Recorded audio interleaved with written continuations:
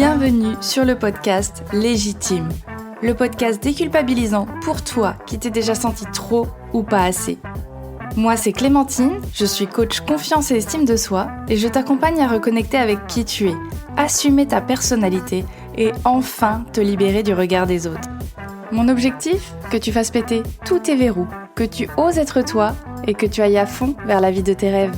Retrouve chaque semaine des conseils, des clés, des retours d'expérience pour booster ta confiance et comprendre enfin que tu as de la valeur et que tu es légitime.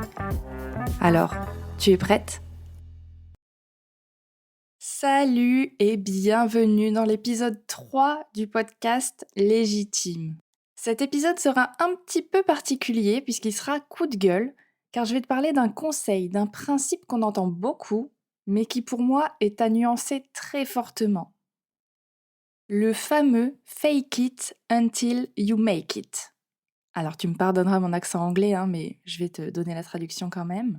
Et je vais t'expliquer pourquoi ce conseil me gêne et surtout te donner des alternatives qui seront plus respectueuses de ton estime de toi.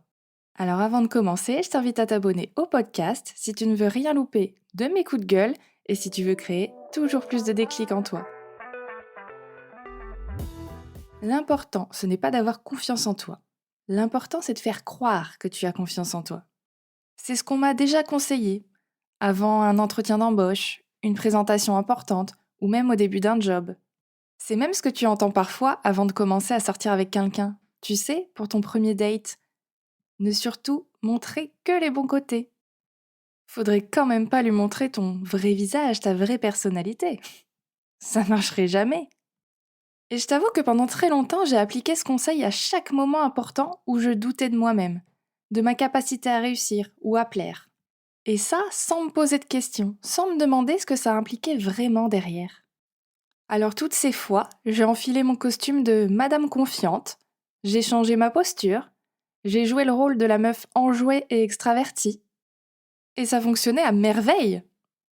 J'ai souvent paru très à l'aise dans mes entretiens, et oui, parfois c'était vrai. Mais comme tu l'as entendu, c'était un rôle. Finalement, j'étais à l'aise parce que c'était pas vraiment moi. C'était moi qui joue le rôle de Madame Confiance. Et ça change tout. Tu sais, c'est un peu comme les personnes qui se déguisent un petit peu sexy dans les soirées Halloween.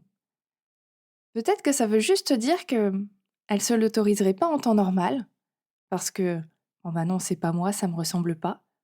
Alors du coup, on prend le prétexte d'une soirée déguisée, d'un costume. Comme si finalement, se dissocier de soi-même, ça permettait de montrer des parties de notre personnalité sans la pression, sans la peur du jugement des autres. Alors oui, je ressentais bien une gêne à faire parfois semblant de maîtriser un sujet alors que j'avais encore quelques lacunes. Mais au final, ça passait toujours, donc pourquoi me remettre en question ? Oui, sauf que pendant ces mêmes années, j'avais tellement envie de bien faire, de montrer que je méritais d'être là, que j'avais un côté assez perfectionniste et très exigeant. J'avais envie de tout savoir, de tout maîtriser, de comprendre tous les rouages. Je me stressais énormément quand je n'avais pas une information, parce que j'avais peur de paraître incompétente, et si j'avais le malheur de faire une erreur, je remettais toute ma vie en question. Oui, rien que ça. Dans mes relations amoureuses, c'était pas mieux. J'avais toujours l'impression de devoir être toujours plus pour garder l'intérêt de mon partenaire. Comme si ce que je proposais, moi, en tant que moi, ça n'était clairement pas suffisant. Et pendant très très longtemps, je suis restée comme ça, à subir mon syndrome de l'imposteur, à douter de ma valeur, à essayer de faire toujours plus pour être juste assez. Et un jour, j'ai compris. J'ai compris que mon estime de moi, en fait, elle était sacrément entachée, voire inexistante. Et que ce conseil ne m'a clairement pas aidée. Alors évidemment, il n'y a pas que ça, mais ça a contribué, alors j'avais envie de te le partager, pour que tu comprennes à ton tour, pour que tu puisses prendre un recul peut-être par rapport à ça, et aux fois où tu l'auras peut-être utilisé. Comme je te l'ai dit au début de l'épisode, c'est un conseil que j'ai envie de nuancer, parce qu'évidemment, il a du positif, c'est pour ça que je l'ai utilisé aussi longtemps. En fait, il est super à utiliser sur du court terme. Comme je te disais, avant un entretien d'embauche, avant un rendez-vous amoureux, il va te donner un petit coup de boost momentané. Il va te donner le courage dont tu as besoin pour faire ce premier pas. Tu vas faire comme si tu avais confiance en toi. Donc peut-être que tu vas changer ta posture, peut-être que tu vas te faire une danse du courage avant de partir, tu vas peut-être visualiser quelqu'un que tu admires de par sa confiance en soi, Beyoncé par exemple, et tu vas te mettre dans le personnage. Donc oui, ça va t'aider à passer à l'action. Et en conséquence, ça va aussi te montrer que tu es capable d'agir en confiance, que tu es capable de réaliser des choses. Et c'est plutôt agréable, on va pas se mentir. Par contre, c'est là où je veux faire la nuance. C'est que, encore une fois, tu te mets dans un personnage, dans un rôle.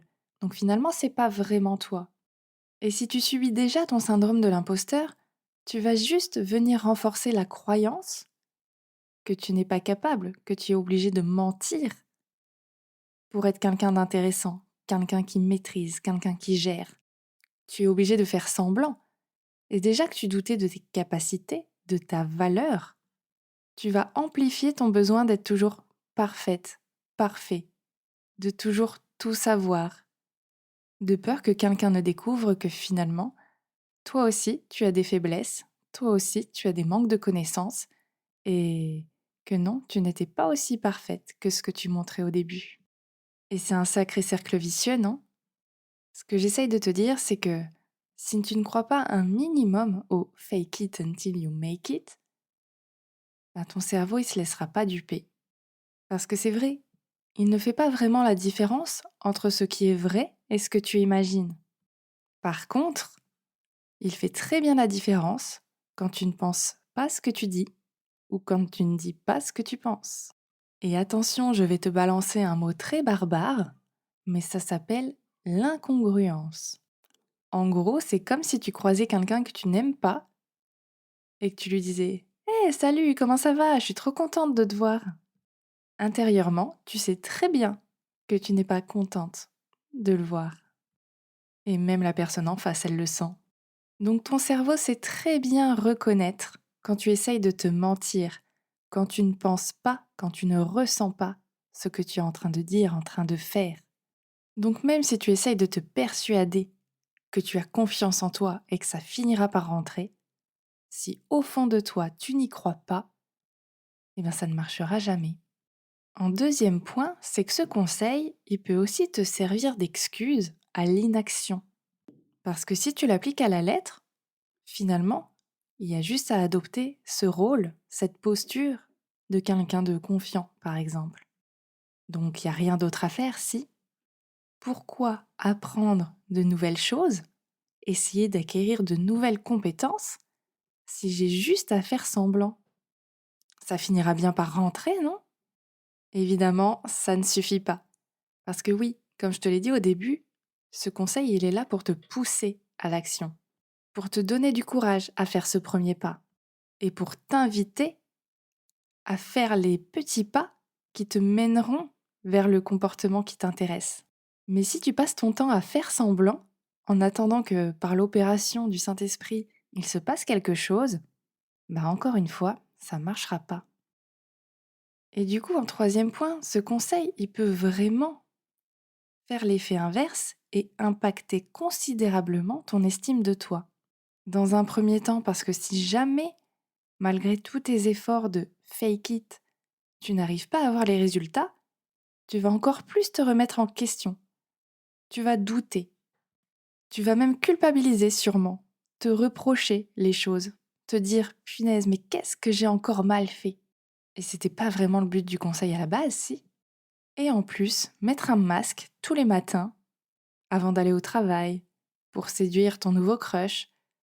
Est-ce que tu crois que c'est vraiment bon pour l'estime de soi?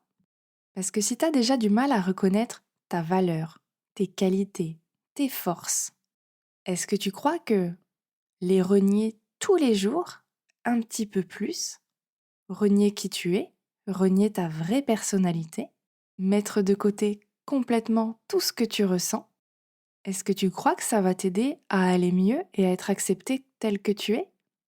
Parce que finalement, tu n'auras jamais montré qui tu es vraiment. Et à force de faire semblant, peut-être que tu vas même oublier qui tu es. Tu vas te perdre. Tu ne sauras plus vraiment ce qui te plaît, ce qui ne te plaît pas. Et c'est assez contre-productif, non?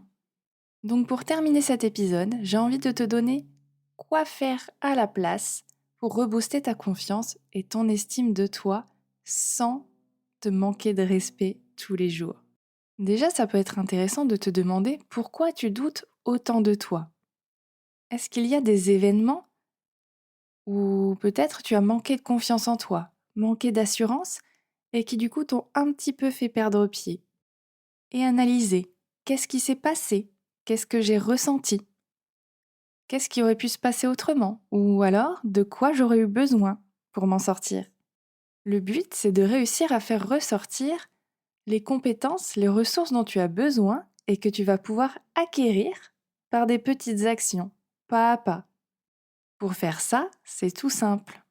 Tu peux également te demander, est-ce qu'il y a des situations où, là par contre, j'ai totalement confiance en moi, où là je me sens à l'aise. Alors c'est peut-être avec tes amis, avec ta famille, ou dans une activité sportive, peu importe. Quelles sont les situations où je me sens bien? Les situations où rien ne peut m'arrêter et où je sais que là, je contrôle. Ça, je maîtrise. J'ai les compétences, les qualités pour, des forces. Parce que c'est ce qu'on voit en coaching souvent, c'est qu'on a certaines ressources dans certains domaines et que ce qui est super, c'est qu'on va pouvoir venir les mobiliser dans les domaines où on a un petit peu moins confiance, un petit peu moins d'assurance. Et c'est quand même cool, non?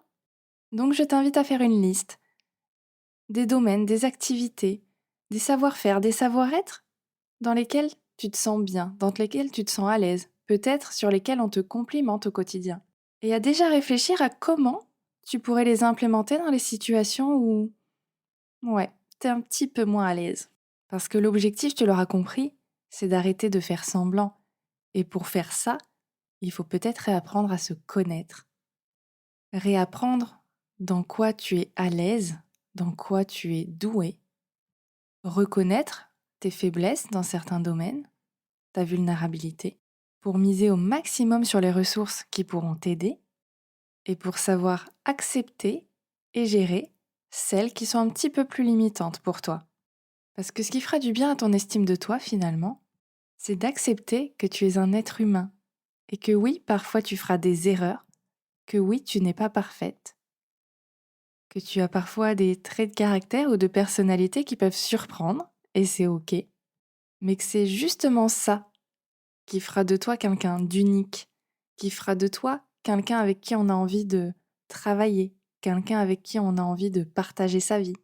Et au fond, si tu es capable de mettre ce costume de monsieur ou madame confiance, est-ce que ce serait pas parce qu'au fond, tu sais ce que c'est que d'avoir confiance en soi?